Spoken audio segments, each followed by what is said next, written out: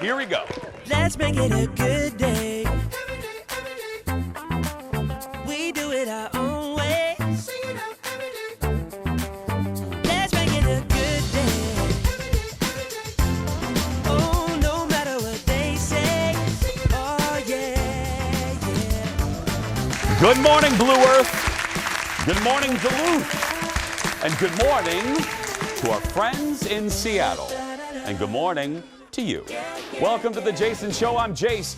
Please say hello to my sidekick sister from another mister and Dan's Diaper Barn Employee of the Month, Kendall Martin. Hi. I just get a visual with that. I just don't. Is it busy over there at Dan's? Yep, lots of babies. Lots of babies. Lots of babies needing diapers and some adults too. You never know. How you doing? I'm doing well. I liked the police. Police. Say hello. It's Yes. very grand. How are you? I am well. Busy. You know, can you guys relate? It's one of those, well, first of all, I want to talk about this week. You know, I have these candles. I just realized I forgot them in my car. I'll show you tomorrow. Tomorrow, I have these candles that I can't wait to show you that my buddy, Melissa Peterman, from Minnesota, from Fargo, Young Sheldon, she gave me these candles yesterday. I'll give them to you tomorrow. But anyway, what I wanted to ask you goes along with this week. Are you like me? I hate this week. I don't understand this week. I don't know. This week should be called something. You know what I mean? Because you're going to agree with me. Nobody is really here. No. We're not actually really here. This could be a rerun. But I'm saying nobody wants to work. And those that are working in this weird week, let's be honest to all the bosses, we're barely giving 22%. Except for executive producer Jeff. Yes. He's giving 110%. 110. And thank you, Evan, for pressing the applause button on that one. But everybody else, you're clocking in at what, 23% you're giving. Oh, I mean, on my good days, I'm 23 and a half. Yeah.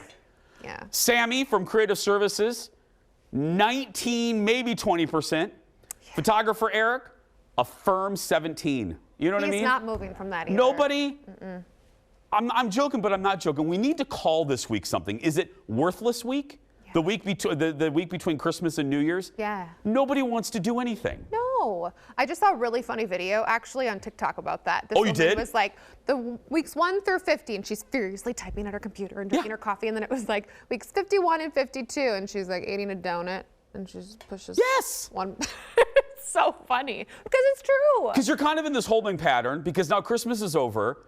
But New Year's is still happening, you know, when we have Unicron COVID going on, you know, so this is even weirder. Right. Unicron, I call it that because that's a Transformers reference. So if you're a nerd like me from the 80s, you had a little smile there. But anyway, so you have that going on, which adds to the weirdness. I don't know, Kendall. It's just odd. I just kind of, I like this week. I know. It's because it's one of those, you know, you email everybody that week leading up to Christmas trying to figure out things, scheduling, whatever, and then you're like, all right, we'll just get back in touch after the New Year. So then you're in this week and you're like, what do I do? Well, and I do like it too. One more little note. None of the bosses are here. Like Jeff is here, and he's our direct boss, and I'd rather deal with him than most human beings. But anybody above him, you know, I don't want to deal with. I don't want to deal with the bosses. I'm sorry, was that 2 Jeff compliments in 1 3-minute segment? Tis the season, Kendall. Wow. Tis the season. I love Jeff. Jeff works hard. As the song in the 80s said, he works hard for his money. Dun, dun, dun, dun. So I'd rather deal with Jeff. But that is, I'm going to end on the positive. Yes. The only good thing about this worthless week, WW, is the fact that the bosses are gone. Marion Mim Davy, she's gone. She's on some sort of like Care Bear cruise or something. She's in the Canary Islands, you know. Let's get started, everybody. Roll it, Leo. Time for the hot dish. I'm going to eat with my hands today like an animal. Because it's worthless week. That's right. I don't care. That's right. I don't care. I'm going to throw this pencil. I don't care. No. He doesn't care. I don't care anymore. I think it's now. And it's under the actually. desk. I'll have to have Sammy get that. Oops. First up, a new look at the new Batman. The latest trailer for The Batman, starring Robert Pattinson, just came out yesterday, and we're seeing much more of the buffed up R-Pats. We don't know, there's a debate, we don't know if the kids are still calling them R-Pats or not, but anyway, take a look. The Riddler is asking for you. The killer left this for the Batman. Why is he writing to you? You came. I've been trying to reach you. Riddler's latest. It's all about the Waynes. If we don't stand up, no one will. You got a lot of cats. I have a thing about strays. The bat and the cat. It's got a nice ring. You a new friend of yours? I'm not so sure. I'm just here to unmask the truth about this cesspool we call a city. You're part of this too. How am I part of this? Oh, you're really not as smart as I thought you were. Yeah. The Riddler. That's Robert Pattinson and co-star Zoe Kravitz, who plays Serena, a.k.a. Catwoman. Selena. I said Serena. I think it's Serena. I don't know. The movie focuses on their efforts to fight the Riddler. The Batman comes out March 4th. When we had the teaser, I told you guys I wasn't that excited. I like Batman. It's one of my favorites. Yep. But I wasn't sure about the R-Pats. This trailer makes me a little more excited. That jawline, though. Hello, mama. Woo! The jawline. His jawline? Well, there's a shirtless scene, too. You missed that. Was I blinking? Is that when we... Oh. No, you were looking at your phone. But That's when I was looking at my phone to see if I got a specific text message no, from and you someone. didn't. and You were I left didn't. out. I was left out. But this looks good. And Zoe Kravitz as Catwoman, who's one of my favorite villains. The Riddler, I'm not sure about. I like their take on it. He's not as manic as the old Riddlers were, like in the 60s TV show and Jim Carrey. I like the new spin, a more realistic spin on the Riddler. His voice might get irritating. It's like Bane, over-affected. Oh, do not criticize Bane. Okay, why? Because I love him. Oh. Him and I love Tom Hardy in real life, so like everything he touches is gold. No, that voice was that was the worst villain voice of any. It was horrible. It was hard to listen to for 2.5 hours of Batman Rises or whatever it's called. I don't think he was going for sexy voice. Well, I don't know.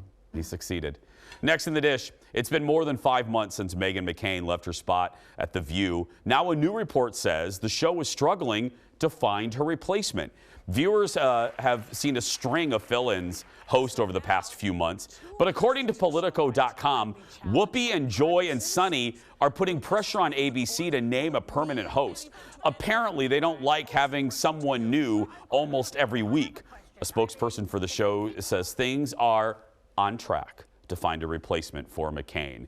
The article goes on to say that the show and the producers and ABC are looking for a certain type of Republican that the article admits may not exist. They're calling it a unicorn. The unicorn. The unicorn. It's hard. Now look, no one's feeling sorry for Joy or Whoopi or Sunny when you are the co-host of The View. I will say, as someone who does a small version of that job, having to try to come up with chemistry every day with a new person over the course of months and months, it's weird for the flow of the show. So if they're thinking about that, I can understand that. Right. Because this job is much easier when I have like someone like you that, you know my rhythm, I know yours. Right. Jeff and I always refer to it as ping pong, a ping pong game. If I hit the ping pong ball to you with a little joke, you will hit it back to me. Right. That's what makes good live television. Unless I miss it. I'm like, oh, snap. It was that way. Sorry. No, Kendall. You never do that. Never. I'm Right, never staff? out on the Right, joke. crew? Never. Never out on the joke. It's just But you know what I mean. totally. It's shows like this that require a lot of ad lib and opinion. It's easier when you know the rhythm of the people that you're doing the broadcast with. But I got to tell you, I've said this 4,000 times, The View needs to get their blank together. And I don't know why they just looking for one unicorn. It is a show called The View.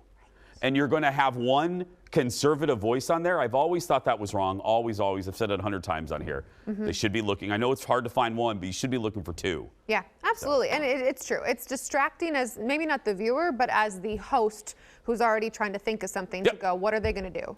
Next up, happy birthday to one of my favorites. Gail King turned 67 today. She posted this picture yesterday celebrating Christmas with her grandson, her new grandson, Luca, and granddog Slater. Yesterday, we showed you Gail's BFF, Oprah, surprising her with monkey bread on Christmas. Now, one video we didn't show you was how Oprah welcomed Gail's grandson to her Christmas celebration at her castle. Look at this.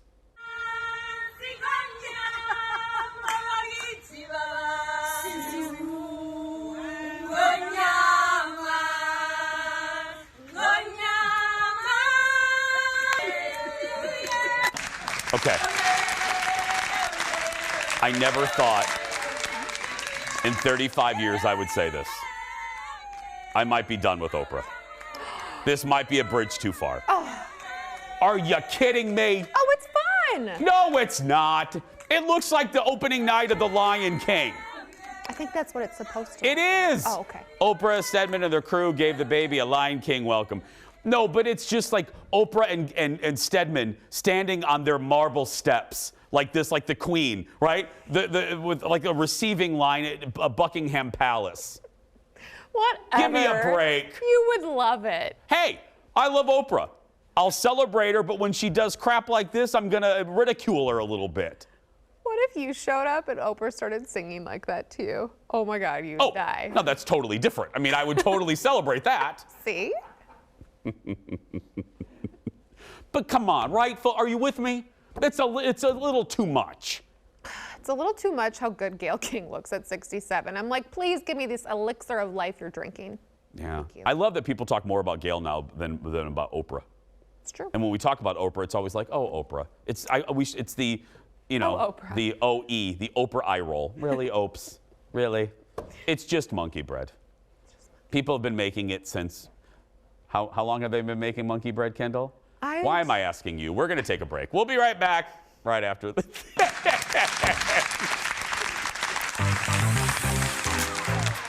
We're not through with the hot dish. Coming up next, do the world need more Dexter? Well, we're getting very close to the end, and the last few episodes have answered that question for me. I'll have my review in just a bit. Then, your New Year's Eve ensemble doesn't have to be a one-night-only affair.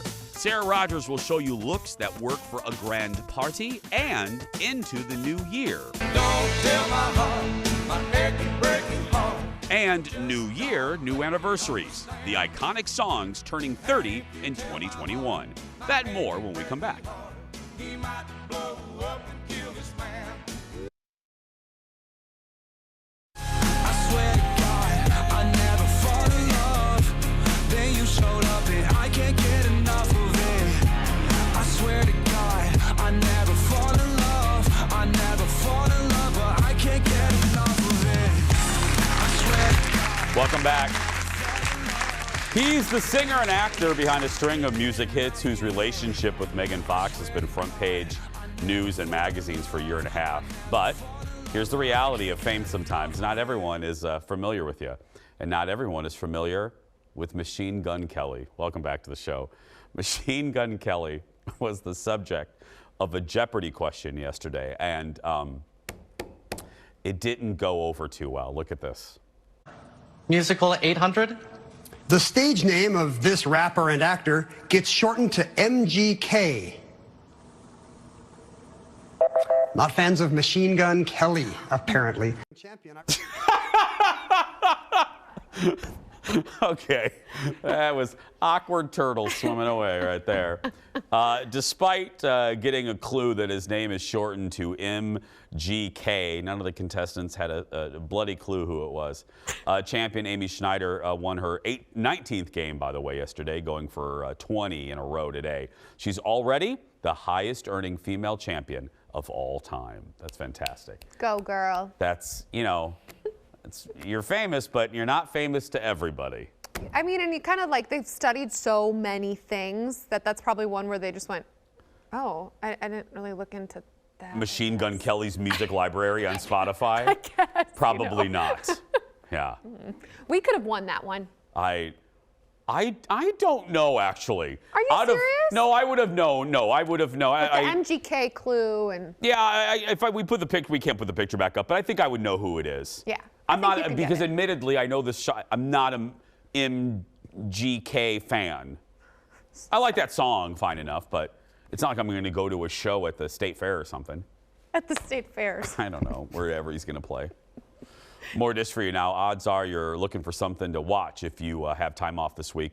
The show I'm loving right now is still the reboot of Dexter on Showtime. Now, before we roll this, because, just take a look. Spoiler alert if you don't want to know anything about the reboot, okay? I just want to warn you. And then we'll talk about this on the other side. Roll. Poke me in the neck with like pineal. Sometimes feels good to be bad. I can do this all day. Sometimes a kid just ends up suffering for the choices of his father. Okay, so that's a little bit of this week's episode. This was episode 8 of Dexter New Blood. I said it, context. Dexter is one of my all-time favorite shows on Showtime. Michael C. Hall, about a serial killer with a heart. It ended horrible series finale. They did this reboot, picks up about 10 years later. The first 3-4 episodes were good, not great. I loved it, but I didn't capital L love it. And I was kind of like, ooh, they seem to be going back over, retreading old tropes and old devices. And I was like, nothing seemed overly inspired. And then episode 7 happened. Actually, episode 5 and 6 are pretty good too, but episode 7 happened, and this whole endeavor now seems beyond worth it. The kid, his name is Jack Alcott, who plays Dexter's son Harrison, is the MVP of this reboot. He is fantastically cast. The entire ensemble is really good. The new characters are interesting. The new big bad in this show, at first, he seemed to be a cliche of all the other big bads from all the other seasons of Dexter. But now you don't know really what his motivation is, and you weren't quite sure what is he doing, which is always really good when you don't know what the bad guy is up to. What does he want with Harrison? And anyway, 7 and 8 stellar episodes, the best of the lot so far. There's 2 more episodes. What remains to be seen is, and Showtime or Michael C. Hall hasn't told us, is this the end? Is this going to be the definitive end for Dexter Morgan? Or is this going to continue? Is New Blood, were we going to get a season 2? We don't know this yet. That's also exciting to me. Because you're going to go into the series finale, or you caught my slip right there. Is episode 10 the season finale? Or is it the series finale that we waited for? We don't know. That's exciting to me. And I actually hope they don't tell us until after the finale airs. But that'd be horrible, because then if you're like, oh, it's totally going to be another season. Nope, it's not. I don't know. I kind of like that, in this era where everything is spoiled, I wouldn't mind going into episode 10 not knowing. Bottom line, if you liked the old Dexter and you weren't sure about this, get off the fence. It's worth it. Okay. Next, staying on the topic of TV, the next episode, here's another reboot of And Just Like That, comes out on Thursday. This time, Carrie is dealing with hip surgery. That's not a joke, everyone. Last week, the show handled the death of actor Willie Garson by sending his character Stanford to Japan with a new client. Odds are they didn't want to deal with another death after killing off one of the other main characters on the show. No spoilers here, okay? Again, spoiler alert for episode 5 of the Sex and the City revival starts streaming on Thursday. My overall thoughts of this, I know people are hating on this. I don't hate it. Am I loving it as much as I wanted to? I got to be honest, no. You know why? Because they're making it, I think they're trying to check off too many boxes, and it feels forced. Nothing seems natural and nuanced. They're trying to cram in every every social dilemma that we're dealing with right now in 2021. All of these stories are worthy. Let me be clear, crystal Carrington clear. All of these stories are worthy and need to be told, but they all don't need to be crammed unnaturally into a narrative in 4 episodes, because then it feels forced and preachy. And that's what's unfortunately, so the message that you want to relay is lost, because now we just feel, like talked down to. And then you're rolling your eyes. Oh, of course that character's dealing with this. Right. Oh, of course. And then they're also making 50-year-olds look like they're in their 90s. I mean, Carrie's dealing with hip issues? Well, I mean, what is she? Is she going to do a Life Alert commercial next? I mean, look, I know people in their 50s have hip problems. Right.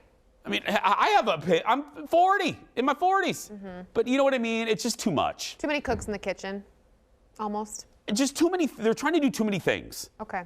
We're trying to do too many things. Do you think you would? They're overcorrecting. My Okay. apologies, I didn't mean to. No, it kind of relates to that. Do you think if you didn't love Sex and the City, you would have just stopped watching this? Yes. Ooh. I would have. Because they're trying to, the first show, understandably, was criticized for being an all-white cast and really not showcasing the real New York and not dealing with a lot of issues, even though they did.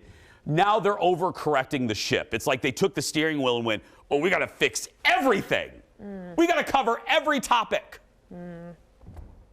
Nothing's worse. Next up, something new streaming this week. Season 6 of Queer Eye hits Netflix on Friday. And this time, the Fab Five head to Texas. We're in Texas, everybody. Howdy, y'all. Our heroine is a two-step dance instructor at her family-owned honky-tonk. What is a honky-tonk? I am an older woman, but do I show cleavage? You bet. Josh is charming and wonderful, but he doesn't shower half the time. Oh, are y'all seeing this? I've always just been really, really insecure about my body. It took me 20 years to realize I needed to transition. I want to nominate Navarro High School Prom Committee. We need help with prom. We have 1 week. Are we gonna slay this prom so hard? Yes. Are we gonna look better than we've ever even thought about looking? Yes. Besides the usual makeovers, the guys also join a high school prom committee to put on the ultimate event. And if you want to watch it, season 6 starts streaming December 31st. Yeah, it's a good show to have on in the background. Yeah. And then not Mandalorian, but Boba Fett starts streaming on the 29th. So a lot of good streaming coming your way. Do I need to finish The Mandalorian season 2 to watch Boba Fett? Yep. Okay, I've got work to do. You have work to do, and we do too. This holiday season is almost over, but we're keeping it going this week. Thanks to all the Christmas cards that all of you sent in for our Christmas card exchange. It's time to feature some more. Leo, cue the Christmas music. First up, a card from Sandra and Tom in Woodbury, Minnesota. Let's take a look at this. Inside, they say, we enjoy watching your show, love your humor and honesty. And Sandra created this card using nail polish. Look at that. Leo, keep that up that is beautiful. Wow, that took some time, girl. That's a lot of patience and nail polish. Look at the curve. I know. Next, a kind card from the Rishmillers. Hope I pronounced that right. Rice Millers or Rishmillers in Minnetonka. Take a look at it. It features Santa Claus as a hot dog with the phrase, hot diggity dog. It's Christmas time. That's awesome. Hi, guys. That's awesome. Thank you for sending that. I like that card. A one-of-a-kind card from Maureen and Dan in Florida. Hi, friends. Check out this colorful card. They say they enjoy watching the Jason Show from Florida on the YouTube. Thank you for watching, and I'll see you down there soon. Be down there very soon. Finally, a card from one of our new friends in Washington State. Check out the glittery Santa on the front. Elaine and Paul are from Olympia, Washington. They say, great to have your show here. Oh, well, thank you. Yeah, to all of our friends in Washington, one of the things I'm most grateful for this season is all of you. You're telling your friends to watch, and all that helps. Hey, if you watched it, thank you. Our whole staff appreciates it. And of course, we always appreciate all of you, our home base audiences in Iowa, Wisconsin, Minnesota. Thank you. We're going to take a break. Keep the cards. Oh, no, no more. We're not accepting any more cards anymore. No more cards. Sorry. I don't want the staff mad at me because we've signed 2,000 cards. We'll be right back. Back in a moment, everyone.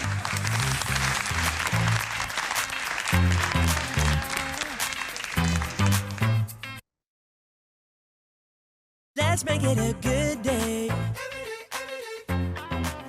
We do it our own way. Let's make it a good day. Oh, no matter what they say. Oh, yeah, yeah. Welcome back, everyone. You know what I just realized, Kendall?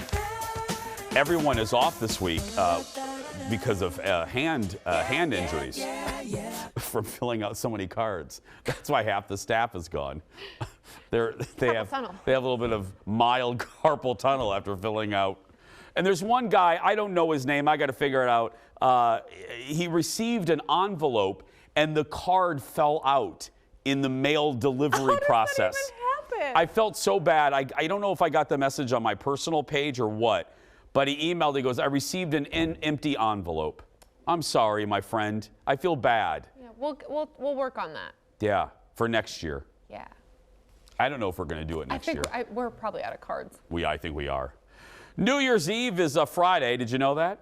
And while celebrations will be different this year, some people will still be dressing up and hitting the town. If you want to ring in the new year in style, joining us live to show off some great New Year's Eve looks that you can actually continue to wear into 2022 is our good friend Sarah Rogers from the Mall of America. Hi, Sarah.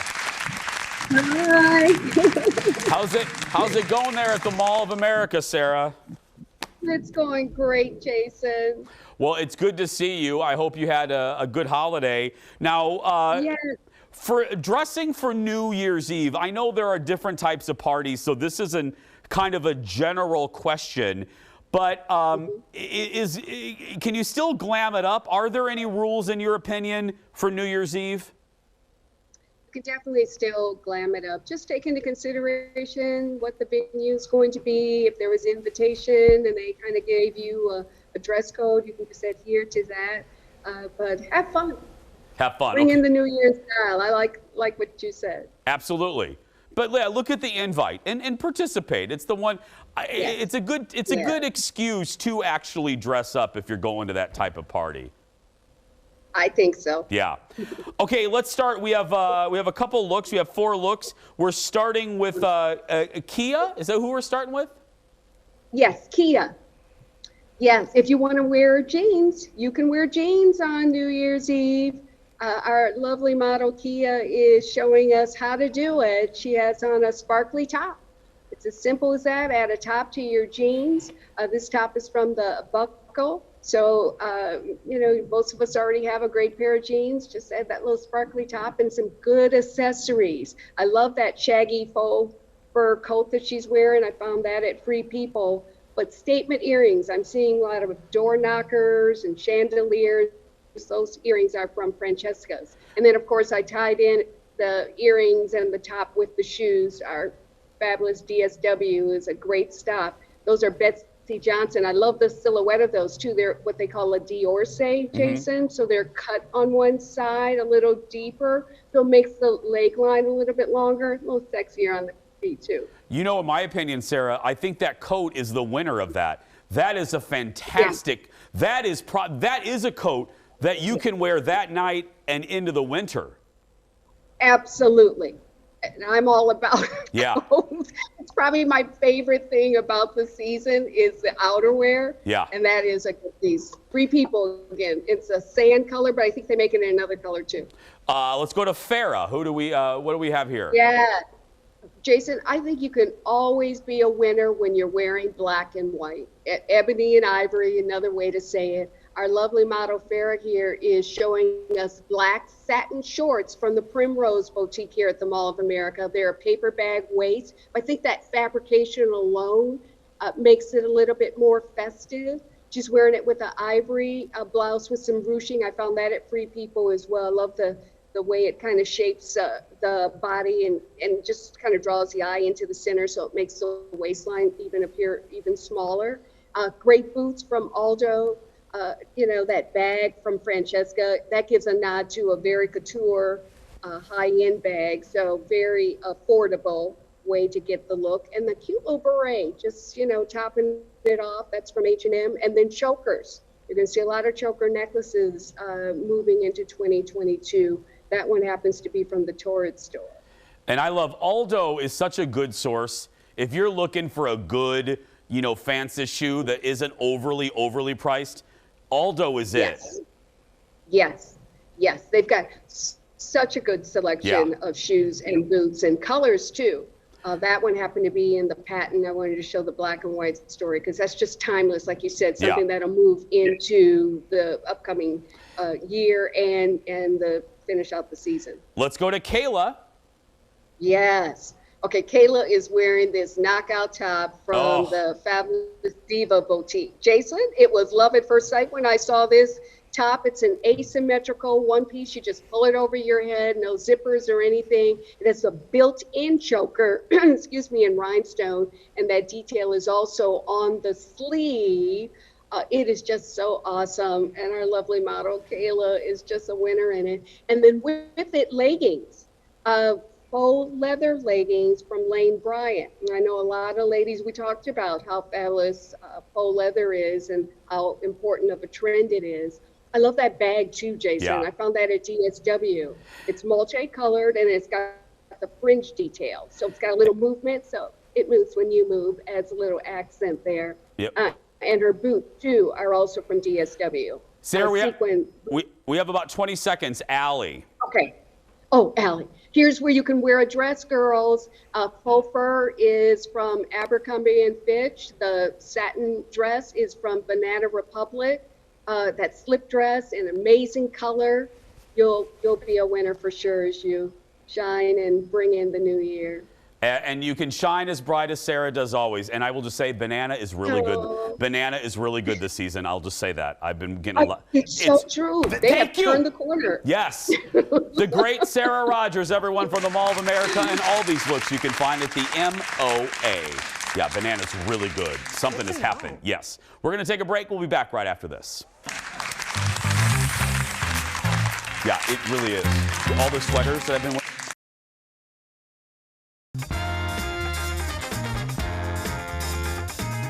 Now we're standing face to face. Isn't this world a crazy place? Just when I thought our chance had passed, you go and save the best for last. One of our favorites. Who can forget that classic song from the great Vanessa Williams? Get ready to feel old. That song is turning 30 in the new year. Yeah. Wow. Thank you. Just take that in for a second. I made out with my girlfriend to that song, Sheila. So many things to think about with that statement. On a ripped leather couch. Oh. Yeah, and my hand got caught in the. My hand got caught in the cushion. Yeah, you might want to clarify where it got caught in. The couch, you Mervy pervy. Questions that people need to ask. No, that's why I referenced the rip in the couch. I don't know why you're referencing Merv. couch rips. I don't know. So we look ahead to the year 2022. We wanted to take a look back at music celebrating 30 years in the new year. Floor director Evan just quit. 1992 was the year of Baby Got Back, Criss Cross, and TLC, but it was also the start of one legendary career.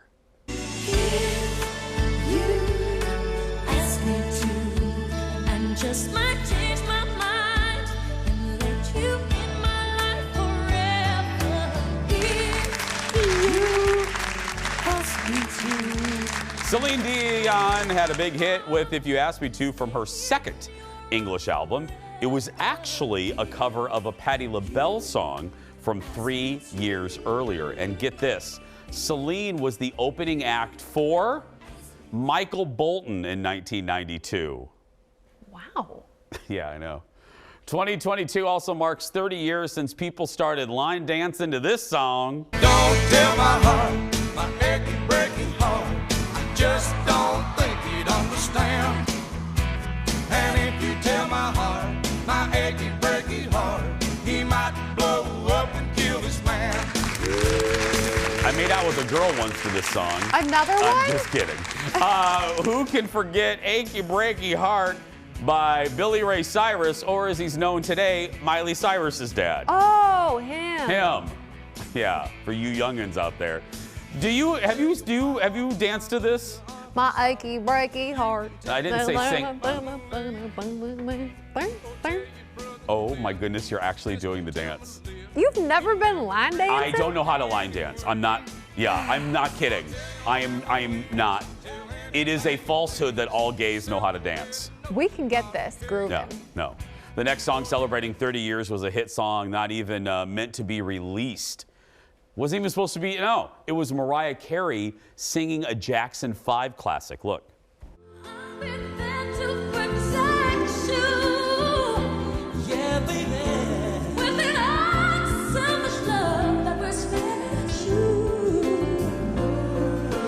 Just call my name.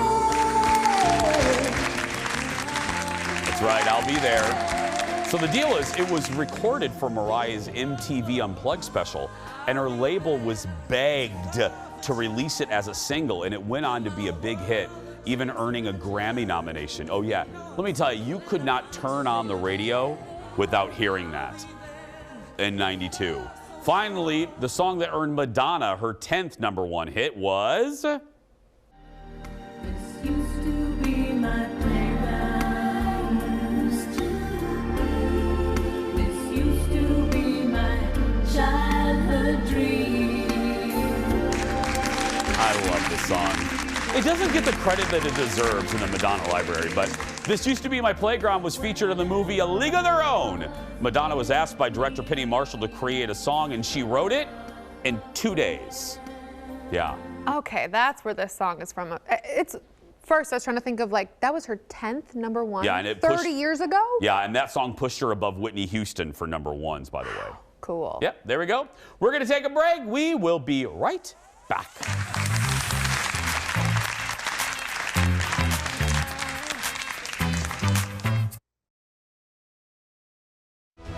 I wouldn't be the person I am without so many people here. It's a very overwhelming thing because I've watched you grow up and I've seen kind of every stage of your life. When things get really dark and times are really hard, there's something about Harry Potter that makes life richer. It's a strong bond that we'll always have. We're family and we will always be part of each other's life. That's right. Only a few days to go until we all return to Hogwarts. The 20th anniversary special of Harry Potter starts streaming on HBO Max on New Year's Day. Well, welcome back to the show, everyone. The reunion special features the entire cast of the Harry Potter movies to talk about the impact of the films 20 years later, 20 years from the release of Sorcerer's Stone. They return to some of the sets from the movie, reminisce about making them, and talk about life since they ended. And then I think once I started feeling really safe, just like enjoying everything that we made and that we created and feeling like we could kind of celebrate and just enjoy being together. It was amazing to see everyone again. It's been a long time since I've seen any of them, and but I think about those movies all the time. I think the thing that scared me the most when we were coming out of it was that the implication that that the most meaningful thing in our life was done. And there's something so like joyous about seeing everyone and be like, it wasn't though. There are other things to do. Well, here's the deal. Kendall is a self-described Potterhead, but how well will she do in a Potter-themed game? We're about to find out because it is game time, everyone. Can we have a little applause, please? Thank you. You getting ready? Yeah. Okay. We're going to start easy. Are you ready, Kendall? I have the questions in my hand. Okay. These are multiple choice. You ready? Okay, I'm ready. What Hogwarts house did Harry almost get sorted into? Slytherin. Okay, okay. Oh, Please sorry. wait until I read off all of the choices before you answer. Is it Ravenclaw, Hufflepuff, or Slytherin? I'm gonna go with Slytherin, please. You are right, Muggle. You are right. Thank you. Applause, please, if she gets it right. Thank you. Gosh, Evan. Evan is... What are you, new here? He's half asleep over there. Again, it's this week. No one wants to work. Oh, that's right. Number 2. What is the name of the three-headed dog that guards the door to the Sorcerer's Stone? Is it Fluffy, Spot, or Dobby? It's Fluffy. It is Fluffy. You are right. Mm-hmm. I love Fluffy. And he has to play music to make it go to sleep so then he can get inside the door. Okay, number 3. What is Harry's position in Quidditch? Seeker, Chaser, Beater. He is a seeker. He has to find the golden snitch. You are right. And you get an extra point for that extra little douse of knowledge. 150 points and ends the game. I'm sorry, how many points? 150. Is that really true? Yeah. Okay, why am I questioning you? Number 4, are you ready, Kendall? Yes. Which Harry Potter star has more Oscar nominations? Emma Thompson, Maggie Smith, or Kenneth Branagh? I'm gonna go with Maggie Smith. Are you locking? Is that your final answer? Yeah, she's a dame, right? You are right. Yes. That's right. 6 and 2 wins. Emma Thompson has 5 with 2 wins. And Kenneth Branagh has 5 with no wins. Sorry, Kenneth. Yeah. Are you ready for number 5, Muggle? Yes. How many Weasley children are there? 6, 7, or 8? Bill, Charlie, Percy, the twins. Marsha, 7. Jan, There's Cindy. 7. It is 7. You are right. Wow, that was... I think Jeff thought he was going to stump you on that one. Please. Okay, you ready? Mm-hmm. How many nephews does Popeye have? No, I'm just joking. Which one of these was not a pet among Hogwarts students? Crookshanks, a Crawley, or Scabbers? Well, Crookshanks was Hermione's cat. Scabbers was Ron's, rat that really wasn't a rat. So it was Crawley, B. You are right. A Crawley is just something that Jeff made up. Okay, it's the Downton Abbey family, actually, the Crawleys. Okay, you ready? Yes. What is Hermione's Patronus? A bear, otter, or prairie dog? It's B, an otter. Did you really know that, or are you guessing? No, I knew that. You're really good. I'm a Potter nerd. Okay, I'm just, yeah. Okay, here we go. What does it mean to be a parcel mouth?